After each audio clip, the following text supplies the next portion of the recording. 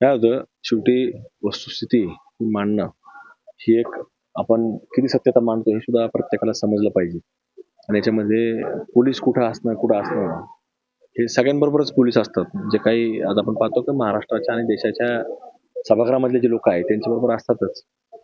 पण त्याची वस्तुस्थिती कुणीतरी एखाद्या चिल्लर लोक जे असतात ते कुठेतरी व्हिडिओ आपल्याला पाठवतात आणि त्याची आपण शहानिशा न करता आपण जे पोस्ट करतो याचं काही लोकांना समजलं पाहिजे, भान पाहिजे. कुठला व्हिडिओ आहे, काय आहे? शेवटी प्रशासन आहे.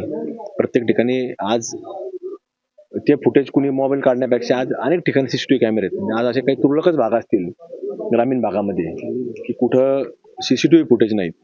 आणि पोलीस प्रशासन म्हटलं की त्याचं अगदी मोबाईल टॉवर लोकेशन पासून असतं की कोण कुठं होतं आणि काय होतं. आज मी जरी कुठल्या आता तुमच्या बरोबर असलो आणि एखाद्या मोबाईल टॉवर लोकेशन एखाद्या प्रशासनाने पोलिसांच्या अधिकृत जर काढायचं म्हटलं तर ते लोकेशन समोर येतं. त्यामुळे असे आरोप कुणीतरी एखादे चिल्लर लोक या ठिकाणी सांगतात आणि ते तिथं कुठेतरी टाकतात म्हणून तुमच्या ह्या स्टेट लेवलच्या मीडियावरती जातं. पण त्या नगरच्या जनतेला सगळं श्रुत आहे.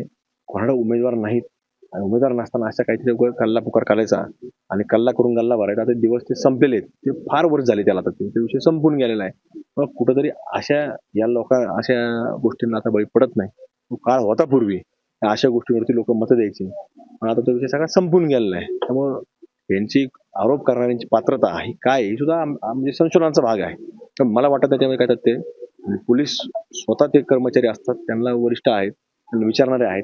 ते आरोप करत असताना एखादा व्हिडिओ टाकत असताना माझी पोलीस प्रशासनाला विनंती आहे की जर तुमची दिशाभूल करत असतील आणि पोलिसांवर जर आरोप करत असतील तर महाराष्ट्र सरकारच्या पोलीस विभागाने या अशा लोकांवरती कायदेशीर गुन्हे देखील दाखल केले पाहिजेत. महाराष्ट्रातील सर्व बातम्यांचे विश्वासार्ह व्यासपीठ, सकाळच्या सर्व सोशल मीडिया प्लॅटफॉर्मला लाईक, फॉलो आणि सबस्क्राईब करा. तसंच सर्व नोटिफिकेशनसाठी बेल आयकॉन प्रेस करायला विसरू नका.